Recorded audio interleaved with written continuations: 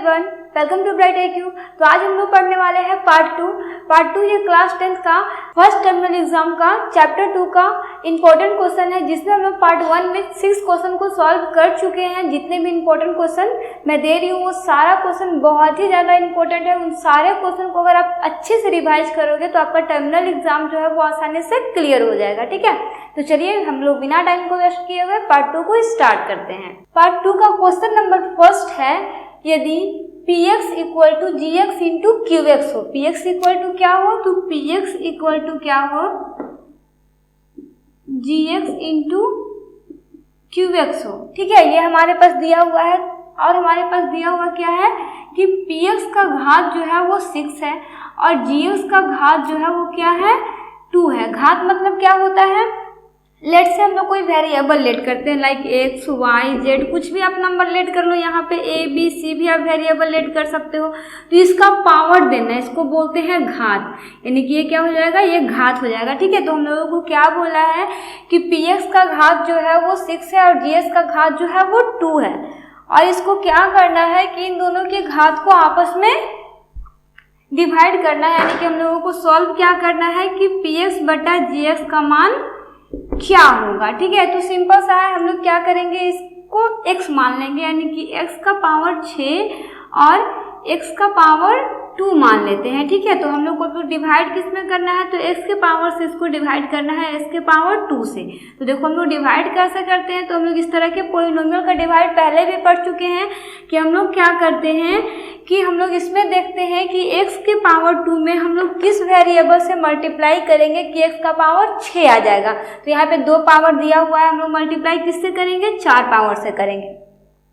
इसमें मैं आपको ये भी बताई थी कि जब भी हम लोग किसी भी वेरिएबल को यानी कि किसी भी चर संख्या को आपस में मल्टीप्लाई करते हैं तो उसका पावर जो होता है आपस में जुड़ जाता है। ठीक है, जैसे यहाँ पे x का पावर 2 है, यहाँ पे x का पावर 4 है, ये दोनों पावर आपस में गुना होके क्या हो जाएंगे, जुड़ जाएंगे, तो ये क्या हो जाएंगे, 6 हो जाएंगे। ठीक है, यानी कि हम लोग मल्टीप्लाई किससे कर रहे हैं, x के पावर 4 से मल्टीप्लाई करें तो इसका आंसर क्या आ रहा है, x का पावर 6 आ रहा है। यानी कि जब हम लोग px और gx को डिवाइड करते हैं तो इसका आंसर क्या आता है, तो इसका आंसर 4 आता है। ठीक है, तो आपका जो भी ऑप्शन होगा आप आसानी से अपने ऑप्शन को टिक कर सकते हो कि x का पावर जो भी यहाँ पे वैल्यू किसका निकालना था, आपको निकालना था px बटा gx, तो px बटा gx का वैल्यू कितना होगा, 4 होगा, यानी कि px बटा gx का घात आपका क्या हो जाएगा, 4 हो जाएगा। तो इस तरह से हम लोग बहुत ही आसानी से इस क्वेश्चन को सॉल्व कर चुके हैं। चलिए हम लोग नेक्स्ट क्वेश्चन को सॉल्व करते हैं।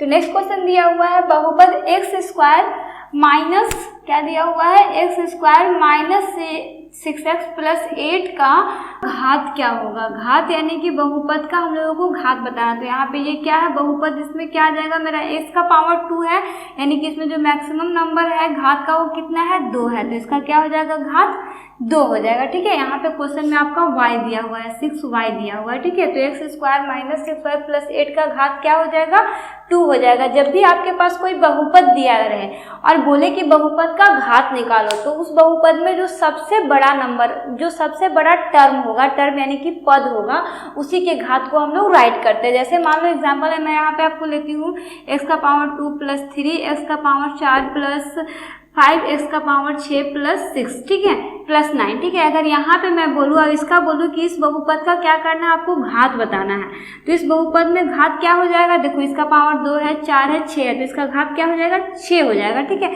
तो जब भी आपके पास कोई बहुपद दिया रहे और आपसे पूछे कि उसका घात बताओ, तो उस बहुपद में जो सबसे बड़ा वाला टर्म का पावर होगा, जो सबसे ज़्यादा पावर वाला संख्या होगा, उसी का आप नंबर लिखोगे। ठीक है, तो इसको आप ऑलवेज याद रखना है ना। आपके पास क्वेश्चन किसी भी तरह से दे तो आपको याद रखना है कि जिस पद में सबसे ज़्यादा पावर होगा उसी को हम लोग राइट करेंगे। ठीक है, तो हम लोग अब नेक्स्ट क्वेश्चन को देखते हैं। तो नेक्स्ट क्वेश्चन दिया हुआ है, बहुपद x स्क्वायर माइनस 11 का शून्यक क्या होगा। यानी कि आपके पास ये बहुपद दिया हुआ है, इस बहुपद का आपको क्या निकालना है, शून्यक निकालना है। तो बहुत आसान है, शून्यक निकालने के लिए आपको क्या करना है कि इस नंबर को आप 0 के इक्वल कर दो। मतलब क्या कर दो x square minus 11 equal to 0 कर दो, तो एक्स स्क्वायर इक्वल टू क्या आ जाएगा, ये माइनस का है, इक्वल टू किधर जाके वो प्लस का 11 हो जाएगा, 11 हो गया, यानी कि एक्स बराबर क्या हो जाएगा, अंडर रूट प्लस माइनस 11 हो जाएगा, ठीक है। क्योंकि जब भी रूट का नंबर कोई भी स्क्वायर का नंबर इक्वल टू के अदर साइड में जाता है तो वो रूट में कन्वर्ट हो जाता है, ठीक है। जैसे कि यहाँ पे ये रूट में हो गया, तो आपके पास शून्य क्या निकला, तो x बराबर इसका वैल्यू क्या आ जाएगा, अंडर रूट 11 आ जाएगा, और एक वैल्यू आ जाएगा माइनस अंडर रूट 11, यानी कि यहाँ पे शून्य क्या हो जाएगा, तो शून्य के यहाँ पे हो जाएगा, एक शून्य हो जाएगा अंडर रूट 11 और एक शून्य हो जाएगा माइनस अंडर रूट 11।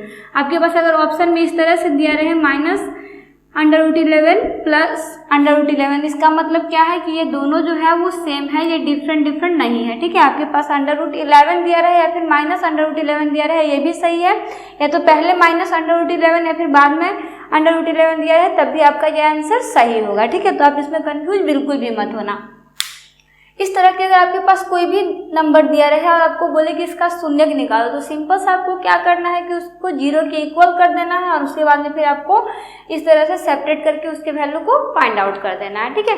तो इस तरह से हम लोग इस क्वेश्चन को अभी सॉल्व कर चुके हैं। चलिए हम लोग नेक्स्ट क्वेश्चन को सॉल्व करते हैं। तो नेक्स्ट क्वेश्चन आपके पास सिंपल दिया हुआ है कि Y square into 1/y plus 3 किसके इक्वल होगा, यानी कि इसके इक्वल में क्या होगा।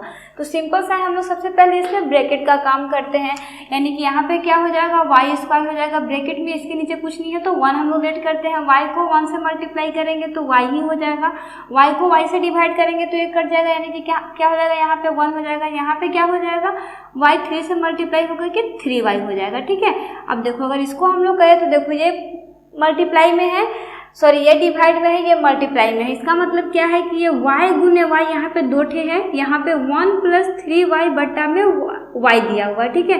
यानी कि एक y से एक y कट जाएगा तो यहाँ पे क्या बचेगा, y इंटू 1 प्लस 3y बचेगा, यानी कि इसका आंसर क्या हो जाएगा, 1 को y से मल्टीप्लाई करेंगे y हो जाएगा, प्लस 3y को y से मल्टीप्लाई करेंगे तो ये हो जाएगा 3y स्क्वायर। तो इस तरह से हम लोग इसका वैल्यू क्या निकालते हैं, y प्लस 3y स्क्वायर निकालते हैं, ठीक है। इसमें आपको बिल्कुल भी कंफ्यूज नहीं होना है। ये आपका भिन्न का जोड़ आप बनाए होगे ना पहले, सिंपल ये भिन्न के जोड़ के जैसा है। अगर आपको ज़्यादा समझ में नहीं आता तो सिंपल क्या करना है, 1 और y दिया हुआ है, आपको y लिखना है, y को 3 से मल्टीप्लाई करना है, 1 को 1 से मल्टीप्लाई करना है, 1 को 1 से मल्टीप्लाई करोगे 1 हो जाएगा, 3 को y से मल्टीप्लाई करोगे 3y हो जाएगा, ठीक है।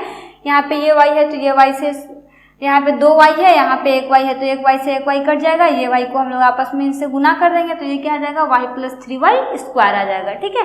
तो इस तरह से हम लोग इस क्वेश्चन को भी बहुत ही आसानी से सॉल्व कर चुके हैं। तो चलिए हम लोग सॉल्व करते हैं नेक्स्ट क्वेश्चन को। तो नेक्स्ट क्वेश्चन दिया हुआ है बहुपद 4x square minus 4x plus 1 के मूलों का गुणनफल क्या होगा। तो यहाँ पे मूल निकालने के लिए बोला, यानी कि गुणनफल निकालने के लिए बोला, यानी कि शून्यकों का गुणनफल, ठीक है। तो क्वेश्चन में क्या दिया, 4x square minus 4x plus 1 दिया हुआ। इसमें क्या बोला है कि हम लोगों को क्या निकालना है, शून्यकों का गुणनफल निकालना। तो शून्यकों का गुणनफल क्या होता है, तो शून्यकों का गुणनफल होता है अल्फा गुने बीटा, ठीक है। तो हमारे पास ये द्विघात समीकरण दिया हुआ है, इसमें जो x स्क्वायर के साथ जो नंबर होता है वो a होता है, x के साथ जो नंबर होता है वो b होता है, और जो सिंगल नंबर होता है वो c होता है। तो देखो शून्यकों का गुणनफल बराबर क्या होता है, अल्फा इंटू बीटा, और अल्फा इंटू बीटा किसको इक्वल होता है, तो ये इक्वल होता है c बटा a के इक्वल होता है, ठीक है। Alpha into beta equal to c बटा a। तो c का वैल्यू हमारे पास 1 दिया हुआ है और a का वैल्यू हमारे पास 4 दिया हुआ है, यानी कि इसका गुणनफल क्या हो जाएगा, तो इसका गुणनफल जो है वो क्या हो जाएगा, 1/4 हो जाएगा, ठीक है। तो इस तरह से अगर आपके पास शून्यकों का गुणनफल निकालने के लिए बोले तो आपको सिर्फ फॉर्मूला याद रखना है कि शून्यकों का गुणनफल बराबर होता क्या है। शून्यकों का योग भी हम लोग इसी तरह से निकालते हैं, अल्फा प्लस बीटा करते हैं, जिसमें फॉर्मूला क्या होता है, माइनस b/a होता है, ठीक है, जो कि हम लोग पिछले क्वेश्चन में सॉल्व भी किए, यानी कि अभी से जस्ट पिछले क्वेश्चन में हम लोग उसको सॉल्व भी कर चुके हैं, ठीक है। तो इस तरह से हम लोग इस क्वेश्चन को बहुत ही आसानी से सॉल्व कर सकते हैं, ठीक है। तो आज के क्लास में हम लोग इतना ही क्वेश्चन को सॉल्व करते हैं।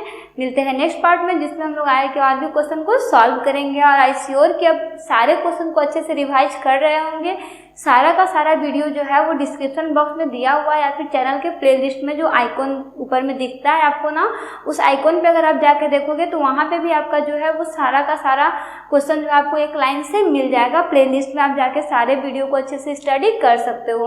और जितना भी क्वेश्चन मैं आपको बता रही हूँ उन सारे क्वेश्चन को आप लाइन बाय लाइन अच्छे से समझना और कंप्लीट करना। जहाँ पे क्वेश्चन में प्रॉब्लम हो आप तुरंत कमेंट करना, मैं उसको अच्छे से सॉल्व करने का या फिर जो भी प्रॉब्लम होगा उसको देखने का कोशिश करूँगी, ठीक है। तो मिलते हैं नेक्स्ट पार्ट में, जिसमें हम लोग का और कुछ क्वेश्चन बचा हुआ है, उन सारे क्वेश्चन को सॉल्व करेंगे। जिसका सिर्फ 3 ही पार्ट बचेगा। एक पार्ट मैं अपलोड कर चुकी हूँ, एक पार्ट आपका नेक्स्ट क्लास में जाएगा और एक पार्ट आपका और बचा हुआ है, उसे भी मैं नेक्स्ट क्लास में अपलोड कर दूँगी, ठीक है। तो आप सारे क्वेश्चन को अच्छे से स्टडी कर लेना। तो मिलते हैं नेक्स्ट क्लास में, जिसमें हम लोग आगे के क्वेश्चन को सॉल्व करेंगे। So thanks for watching, like share and subscribe, right IQ।